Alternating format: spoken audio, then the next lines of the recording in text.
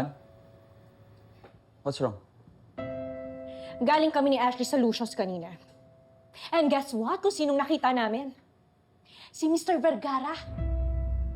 Bakit hindi mo man lang na-mention sa akin na nag-pull out na pala siya sa company mo? Kailan mo pa balak sabihin sa akin na magsasara na pala yung company natin? Sorry, Han. Plano ko naman talaga sabihin sa'yo, kaso... Tatakot ako baka mag-alala ka. Baka mabigla ka. Kung aware ako sa mga nangyayari, hindi sana natulungan kita. Ang lakas ng loob mo suluhin yung problema. Hindi mo naman pala kaya. Tama na. Ano? Puro ka kasi pride! Ha? Imbes na humihingi ka ng tulong, niloko mo pa kami! Di ko kayo niloko. I was just trying to protect you from getting hurt. Paano? Sa pagsisinungaling? Hindi ako nagsisinungaling.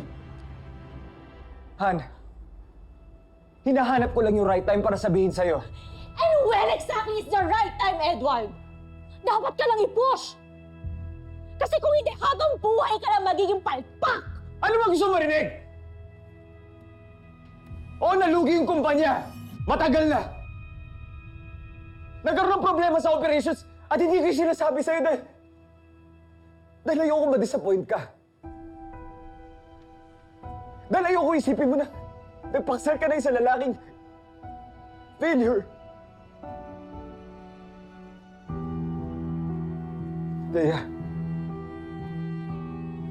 ginawa ko naman lahat eh. Ginawa ko lahat para ayusin to. Para sa atin. Hindi ko lang masabi sa'yo dahil natatakot ako na tingnan mo ako na parang ganito, na parang wala akong kwenta.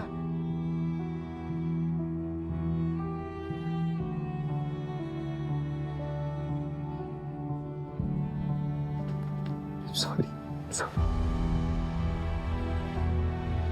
Sorry na. I'm sorry kung ngayon ko lang sinabi sa'yo ito.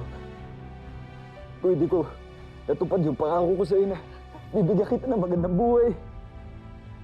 Na magsasaksin tayo. Sorry kung pinili ko kayo ng anak natin.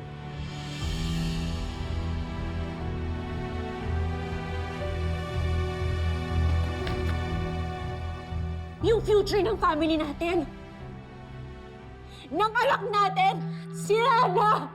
Hindi. Ano bang saysay ng sorry mo? Ayusin ko to. Ayusin ko. Kakausapin ko si Dad. And you think that will solve anything? Eh baka lang lumala! Daya, hindi na ako magsisinungaling kahit kanino. Ayoko na magsinungaling. The first step in solving this problem is by admitting that I made the mistake. Wala na! Wala na akong tiwala sa'yo!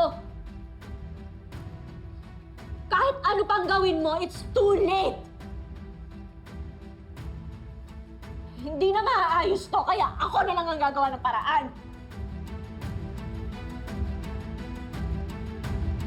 Daya,